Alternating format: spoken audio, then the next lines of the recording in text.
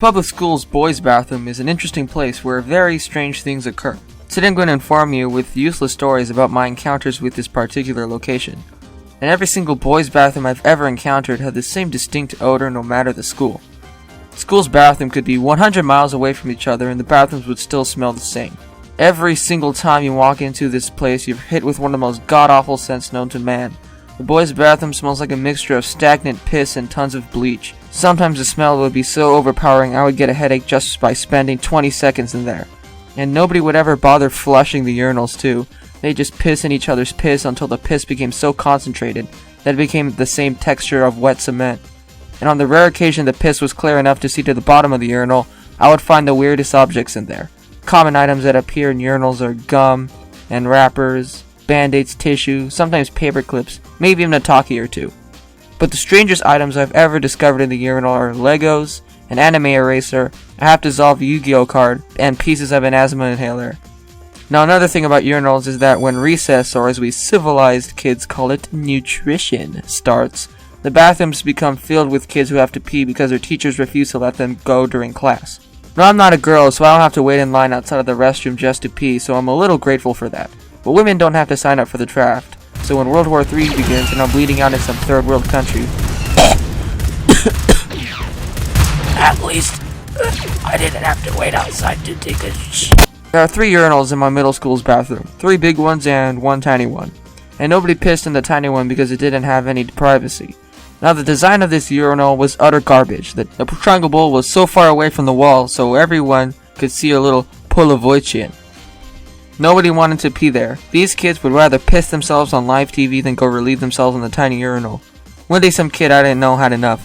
He walked right up to the urinal and started peeing in it.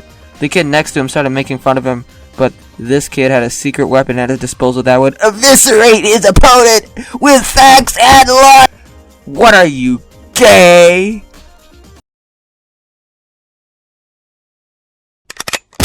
So eventually kids stopped making fun of the kids using the tiny urinal in fear of being called gay. Now the toilets in these restrooms are horrific, to say the least. Thousands of days of stagnant piss never being flushed has an effect on a toilet, and when I flushed one of these toilets I could see a brown crusty ring of something just outlining the water's edge. And the toilet seats were covered in crusty yellow piss from kids who had really terrible aim. And that's why I never poop at school.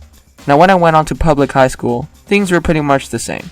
Same smell, wet paper towels stuck to mirrors and ceiling, graffiti on bathroom stalls, you know, the same. But the main difference being kids smoking. Whenever I step inside the bathroom, I met with a huge cloud like in the trenches of the Western Front. But the smoke actually made the place smell better. It drowns out the scent of the chemicals, and sometimes the vape has a fruity scent to it. I know, drugs bad. But honestly, I would rather smell some kid's homemade joint than the chlorine gas the school is trying to kill us with. I don't know, I mean, I could be the only one. This is coming from a guy who thinks car exhaust smells good, so... The only good school bathroom I've been in was this Catholic private school I went to with my friend for some reason. Anyway, I had to go pee and I went in expecting the usual, but I was utterly shocked to find an actually clean bathroom. I could eat my gummy bear pack off the ground without dying of bubonic plague the next day.